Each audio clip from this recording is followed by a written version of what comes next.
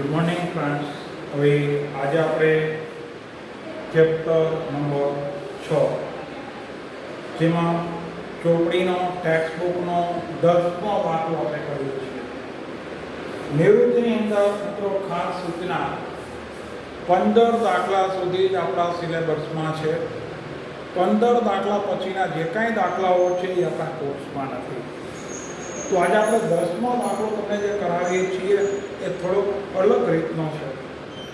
તમને આગલા જે વિડીયોમાં જે બનાવેલા દાખલા છે અને આ દાખલો છે એમાં થોડોક ડિફરન્સ આવે છે. તો હવે આપણે જે દાખલો 10મો દાખલો કરીએ છીએ 11મો દાખલો આપણે લઈએ છીએ મૂન, સ્ટાર અને સન વાળો. તો અહીંયા આપણે દાખલાનો ક્રમ 11 પર આવશું. 4 ખાતાઓ આપણા નિયમ મુજબ બનાવવાના છે: મૂન, સ્ટાર અને સન. હવે આની અંદર એક પછી એક વ્યવહારો આપણે જોઈએ. પહેલો જવાબ, પાઘડીનું મૂલ્યાંકન 60,000 નક્કી કર્યું. મિત્રો, સન નામનો ભાગીદાર નિવૃત્ત થાય છે. નિવૃત્ત કોણ થાય છે? સન. તો પહેલી ગણતરી આપણે કરવાની પાઘડીની. આપણી સમજૂતીની શરૂઆત પાઘડીની સમજૂતી ત્યાંથી દાખલો શરૂ થાય. તમારી પહેલી જ સમજૂતી આપી લેવાની પાઘડીની સમજૂતી. ચાલો, પાઘડીનું મૂલ્ય 60,000 રૂપિયા આપેલું છે, જેમાં મૂન, સ્ટાર અને સન વચ્ચે નફા નુકસાનનું પ્રમાણ તમે જુઓ. કાંઈ પ્રમાણ ન આપ્યું હોય તો સરખું પ્રમાણ અહીંયા લખું. પાઘડી નફા નુકસાનનું જૂનું પ્રમાણ. જ્યારે કાંઈ ન આપે એટલે ત્રણેય વચ્ચે સરખા હોય. 1:1:1. હવે નફા નુકસાનનું નવું પ્રમાણ તમારે રકમમાં જોઈ લો. તમે નફા નુકસાનનું કોઈ નવું પ્રમાણ આપ્યું છે? યસ, એ લોકોએ આપ્યું છે નવું પ્રમાણ 5:1. નવું પ્રમાણ 5:1. તો આના પરથી પહેલા આપણે લાભનું પ્રમાણ શોધીએ. અહીં લખવાનું લાભનું પ્રમાણ. આપણું ગાણિતિક સૂત્ર નવો ભાગ એમાંથી જૂનો ભાગ બાદ. નવામાંથી જૂનો ભાગ બાદ કરો. જે ભાગીદાર નિવૃત્ત થાય એને બાદ કરી નાખો. પેલા મૂન. ચાલો, નવો ભાગ તમારા નિયમ મુજબ 5/6. જૂનો ભાગ 1/3. સાદું આપી દો. 5×3 = 15, 6×3 = 18. 15માંથી 6 બાદ કરો તો તમારે સીધા 9/18. 15માંથી 6 ને બાદ કરો એટલે 9/18. હવે આને 9/18 એમ નામ રાખો કોઈ ભલે, અને હજી તમારે સાદુરૂપ આપવું હોય તો 9 3 × 3 = 9, 3 × 6 = 18. 3 6 અંશ કયો કે 9 18 અંશ કયો, બે એક જ કહેવાય. એ લાભ આવી ગયો. મૂનનો લાભ આવે. મૂન પછી બીજી ગણતરી કરી સ્ટાર. ચાલો, સ્ટારની ગણતરીમાં 1/6. નવો ભાગ 1/6. 1/3. સાદુરૂપ 3×1 = 3, 6×1 = 6, 6×3 = 18. એનો મતલબ કે 3/18. આ 3/18 કેવા આવ્યા? માઇનસ. જ્યારે માઇનસ આવે ત્યારે ત્યાગ કહેવાય. તમે નાક ગોતો છો, જવાબ માઇનસમાં આવ્યો એટલે ત્યાગ. આનો મતલબ એમ થયો કે મૂન છે, મૂને ચૂકવવા પાત્ર પાઘડી.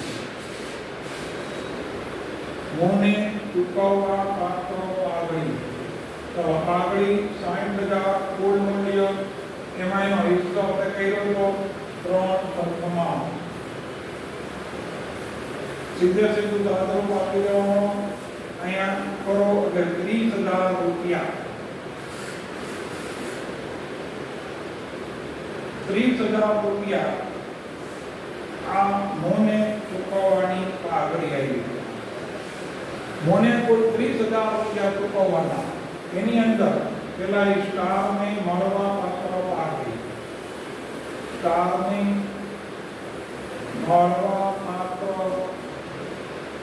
પાઘડી ચલો સ્ટારને કેટલી પાઘડી મળશે તો કે 60,000 એને ગુણ્યા તમારે 3 * 3 એકના છેદમાં 6 આનું સાદુરૂપ આપી દીધું એટલે 10,000 રૂપિયા મળવા પાત્ર પાઘડી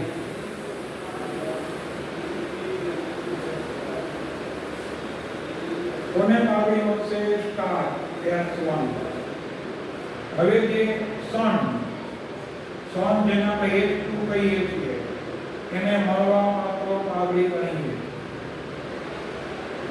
એની મળવા પાત્ર પાઘડી 60,000 એમાં નફાનો સમયનો હિસ્સો 1/3 એકના છેદમાં 3 તો 20,000 S2 ની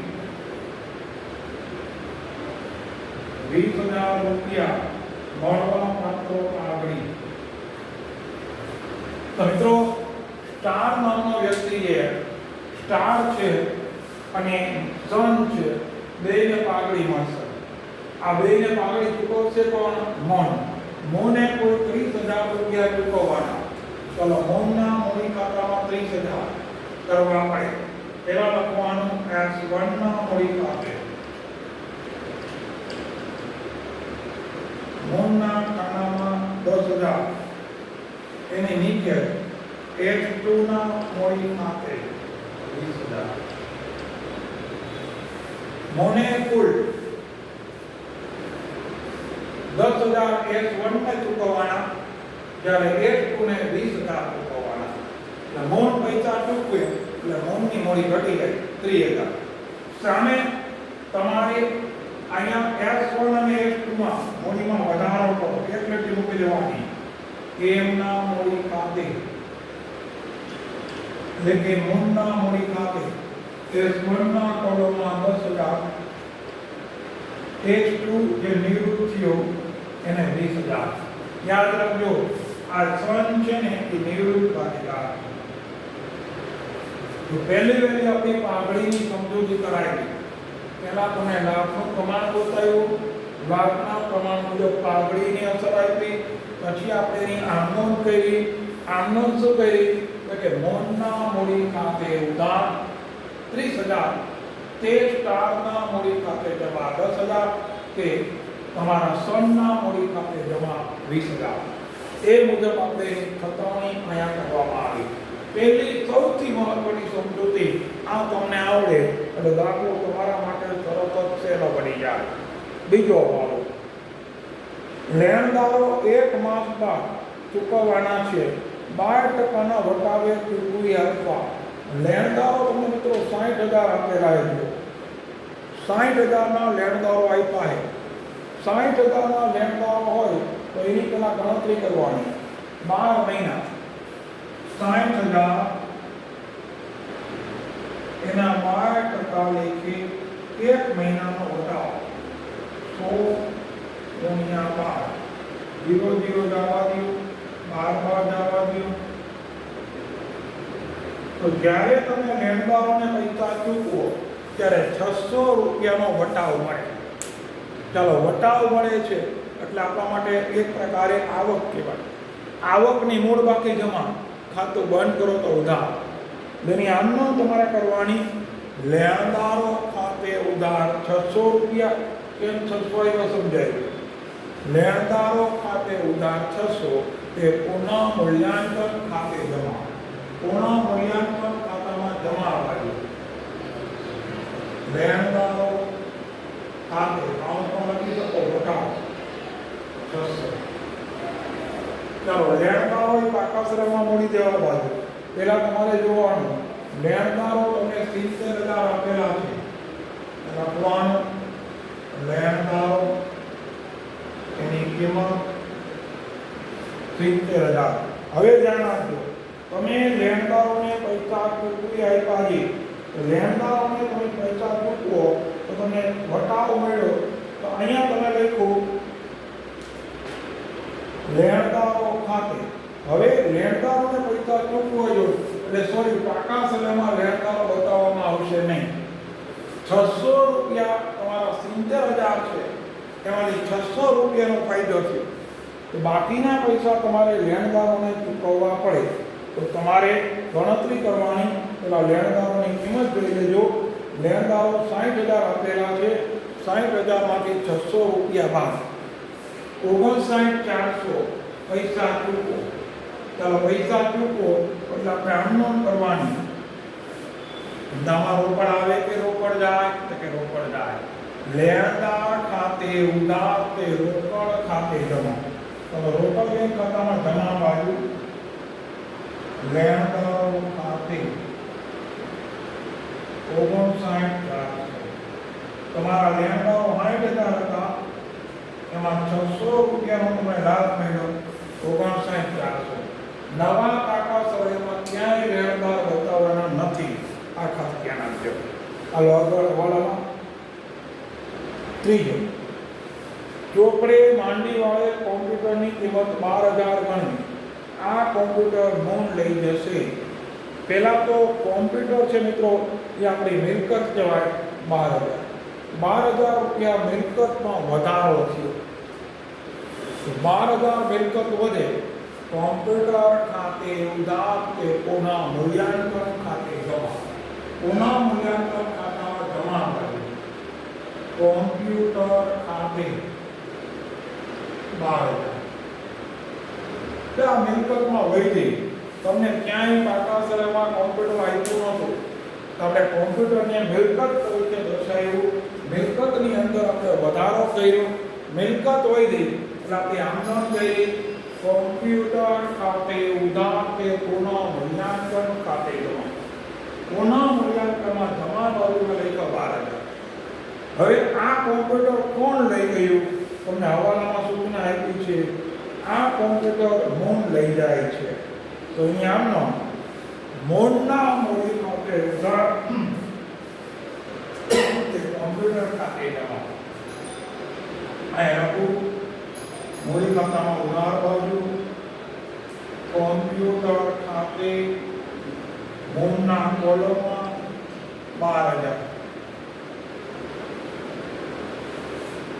તમે જોઈ શકો છો, પુનઃ મૂલ્યાંકનમાં જમા બાજુ આવ્યું, મૂડી ખાતામાં ઉધાર બાજુ. કોઈ પણ હવાલો હોય એની બે અસર થાય, એક જમા હોય તો બીજું ઉધાર.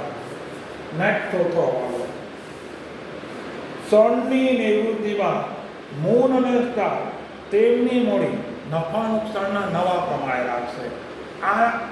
આવો જ્યારે વ્યવહાર હોય ને, જ્યારે તમારે ખાસ ધ્યાન આપવાનું, એને હાવ છેલ્લે લખવાનું. તફાવતની રકમ બેંક ખાતે લઈ જવી. તમને સમજૂતી કરાવી એ પહેલાં આપણે બાકીના વ્યવહારની અસર આપી દઈએ. ઓકે, ચાલો પાકું સરવાયું. મૂડી ખાતાની બાકીઓ પહેલાં લખી છે, લખી નાખો. બાકી આગળ લાવ્યા, બાની આગળ લાવ્યા. શરૂઆતની બાકી 1,60,000, 2,81,000. 1,60,000, 2,81,000. હવે એના પછી આપ્યું છે સામાન્ય અનામત 90,000. ત્રણે ત્રણ વચ્ચે હક્કા વાગે વેચવાના. મૂડી ખાતામાં જમા કરી. સામાન્ય અનામત ત્રણેયને સરખા વાગે નફા નુકસાનના પ્રમાણે 30,000, 30,000. હવે આગળ લેણદારો દર્શાવાઈ ગયા. દેવી ઊંડી પાકા સમયમાં મૂડી દેવા માટે તો લેણદારો નથી દેવાના, એનો હવાલો થઈ ગયો. દેવી ઊંડી 10,000. મકાન આપણે મિલકત જણાવવા મકાન 2,40,000. મકાન મિલકત નાણા બાજુ યંત્રો 1,30,000. એ પણ આપણે મિલકત 1,30,000. એના પછી આપણે જોઈએ ફર્નિચર, એ પણ આપણે મિલકત. ફર્નિચર 80,000.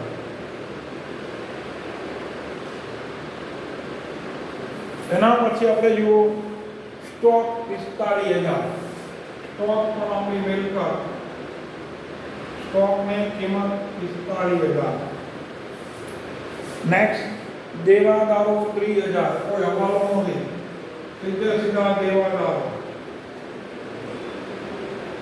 દેવાદારોની કિંમત 30,000.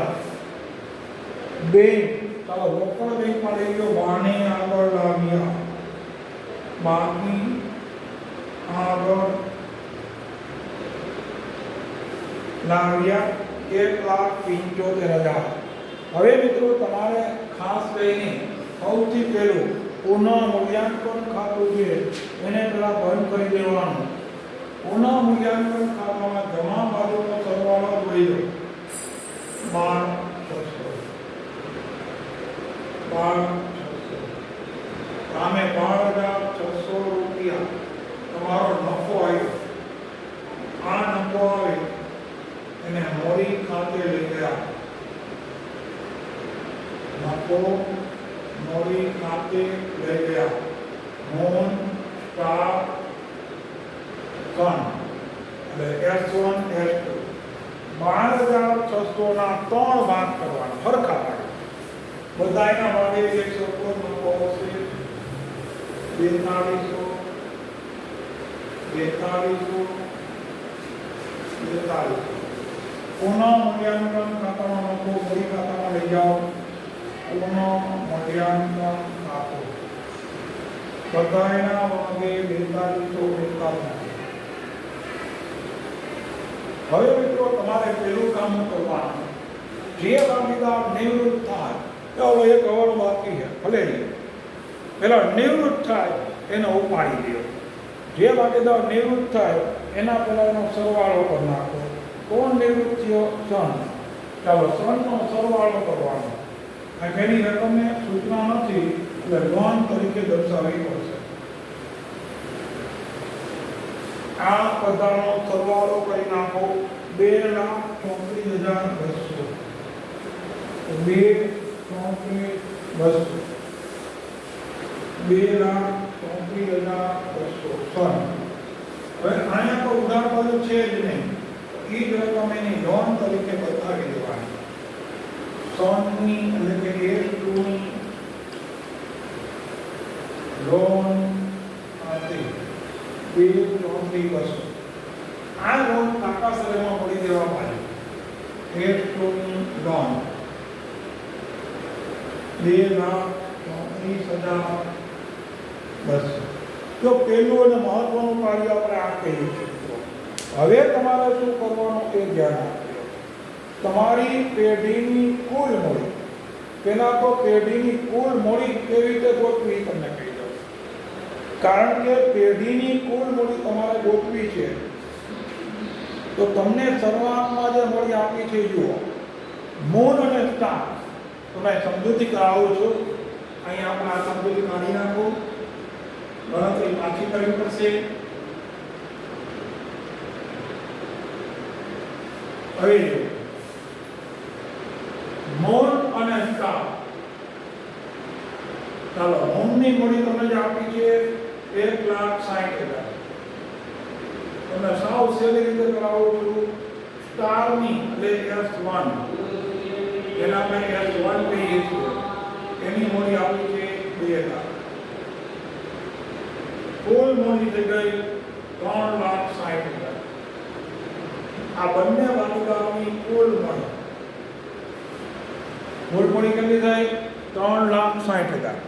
3,60,000 ને નફા નુકસાનના નવા પ્રમાણે વેચવાની. નવું પ્રમાણ કેવું આપ્યું છે? 5 જેમ 1. ચાલો તો સ્ટાર અને મૂળની નવી મૂડી તમારે કરવાની છે, બરાબર ધ્યાન આપજો. અને કુલ મૂડીએ ગણતરી કરો. કુલ મૂડીને 5/1 નવા પ્રમાણે ફાળવતા. નવા પ્રમાણે ફાળવતા. હવે આપણે પેલા મૂળ પછી સ્ટાર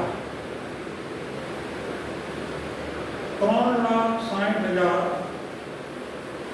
ગુણ્યા 5/6 અને બીજાનો 3,60,000 ગુણ્યા 1/6. તો મિત્રો અહીંયા આપણે શું કરીએ છીએ, બરાબર ધ્યાન આપજો. તમારે ભાગીદાર છે, ભાગીદારની કુલ મૂડી 3,96,400 રૂપિયા. કારણ કે ઓલરેડી રકમ છે, તમારે કઈ રીતે આવે છે બરાબર સમજો. હવે આ તમે કરો, એ ગણતરી તમે કરવી ના હોય તો બીજી એક રીત પર તમને સરી આપો. માની લો કે આપણે આવું કંઈ નથી કર્યું, તો તમારે શું કરવાનું, તમને આમાં સૂચના આપી છે હવાલા મુજબ જુઓ કે સોનની નિવૃત્તિ બાદ મૂન અને સ્ટાર તમને મળી નવી નફા નુકસાનના પ્રમાણમાં રાખશે, બાકીની ઘટતી રકમ તેઓ લઈ જશે. તો પહેલા તો મૂન અને સ્ટારની તમારે મૂડી ગોતવી પડે. મૂળની મૂડી ગોતો એના માટે તમારે કેલ્સીમાં સરવાળો કરવો પડે. 61 + 30 + 42 આનો સરવાળો, એમાંથી એની ઉધાર સહિતની રકમ બાદ કરવાની. 1,60,000 માંથી તેની ઉધાર સહિતની જે રકમ છે એ બાદ. તો ઉધાર સહિતની 1 લાખ, આનો સરવાળો 1,94,200. આ પેલા મૂળનો કરું 1,94,200 આ જમા સહિતનો સરવાળો. એમાંથી ઉધાર સહિતનો સરવાળો 42,000. એટલે મૂળની આખર મૂડી એમની આખર મૂડી 1,94,200 માંથી 42,000 બાદ કરો, 1,52,200 રૂપિયા મૂળની આખર મૂડી. મૂળ પછી સ્ટાર. ચાલો સ્ટારનો જમા સહિતનો સરવાળો, આ જે S1 નો જમા સહિતનો સરવાળો તમે કરી નાખો એટલે તમને 2,44,200 નો ઉધાર સહિત કઈ છે જ નહીં. 2,44,200 રૂપિયા બાય આ એની આખર મૂડી કરવાની. એમાં 2,44,200 અને 1,52,200 કરો બેનો સરવાળો. આનો બેનો સરવાળો આખર મૂડીનો 3,96,400. 3,96,400 રૂપિયા કુલ મૂડી મળે. એને 5/1 વેચવાની. મૂળ અને સ્ટાર 3,96,400 5/6 3,96,400 1/6. ચાલો પેલા અંતની બાકી બેની મળે 3,96,400 ગુણ્યા 5/6 એટલે એની આખર મળી 3,30,000. 3,30,000 તમારે ગણતરી કરો 333 પોઈન્ટ આવી 333 કરી નાખવાના. આ કોની મૂળની આખર મળી. જ્યારે બીજો ભાગીદારની આખર મળી 66,067. આ S1 આ આખર મળી એવી એને અહીંયા લખી નાખવું એક મૂકીને બાકી આગળ લઈ ગયા 3,30,333 66,067. આખર બાકી કાકા સાહેબમાં લખી નાખવું ભાગીદારના મૂડી ખાતા મૂળ સન સ્ટાર 3,30,333 66,067. બંનેનો સરવાળો જે આવે એને અવલોકનમાં 100% 3,96,400. હવે જોવાનું તમારે પહેલો ભાગીદાર એની આખર બાકી 3,30,333 મળવા જોઈએ. હવે તમારે મળે છે કેટલા એ ઘટતી રકમ ગોતવાની. તો પહેલો ભાગીદાર છે એની બાકી તમારે 3,30,333 હોવી જોઈએ. તો એમાંથી ઉધાર સરની રકમ બાદ કરો એટલે એને પૈસા ઘટ્યા 1,71,000 તમારે જોવાનું કે ભાઈ આનો સરવાળો કરો. તમે સરવાળો કર્યો તો 1,94,200 માંથી બાદ કર્યા હતા ને બાકી 1,52,200 મળી. તો ભાગીદારની બાકી હોવી જોઈએ કેટલી? 3,30,333. પૈસા વધ્યા કે ઘટ્યા? તો કે ઘટ્યા. કેટલા પૈસા ઘટ્યા? તો એ તમારે પૈસા એ લખવાના જે 1,71,133. પૈસા ઘટે તો ભાગીદાર લઈ આવે 1,71,133. ભાગીદાર લઈ આવે રોકડ ખાતે 1,71,333. ટોટલ 3,73,333. ચલો રોકડા પૈસા આવે છે રોકડ બેંકમાં લોકો એમના મૂડી ખાતે 3,30,333. એમનું કહેલો S1 નું કરો S1 નો સરવાળો કરો. S1 ની બાકી હોવી જોઈએ કેટલી? આપણે ગણતરી ખાલી 66,067. સરવાળો કરો તો 16% ના પૈસા પરત કરવા પડે. શું કામે? આનો જમા બાજુનો સરવાળો કરો S2 નો એટલે કે 2,44,200. ખરેખર 2,44,200 રૂપિયા આવ્યા. એમાંથી 66,067 બાદ કરનાર વૈધાયા પૈસા પરત કરવા પડે 1,71,100. 1,71,133. રોકડ ખાતે ચાલો અહીંયા રોકડમાં જમા બાજુ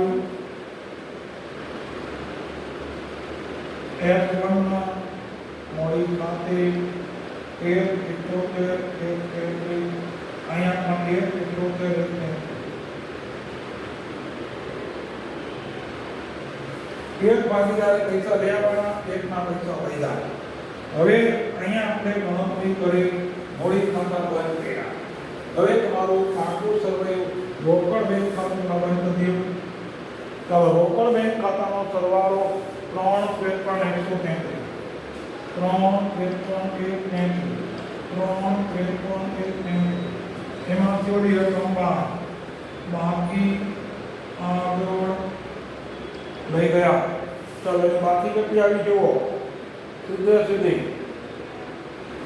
રોકડ બેંકની 1,15,600. મિલકત ગણાવવા દો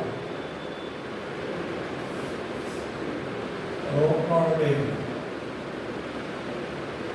છેલ્લું કાર્ય કાંટા સરવૈયાના બંને બાજુના સરવાળા 46,000.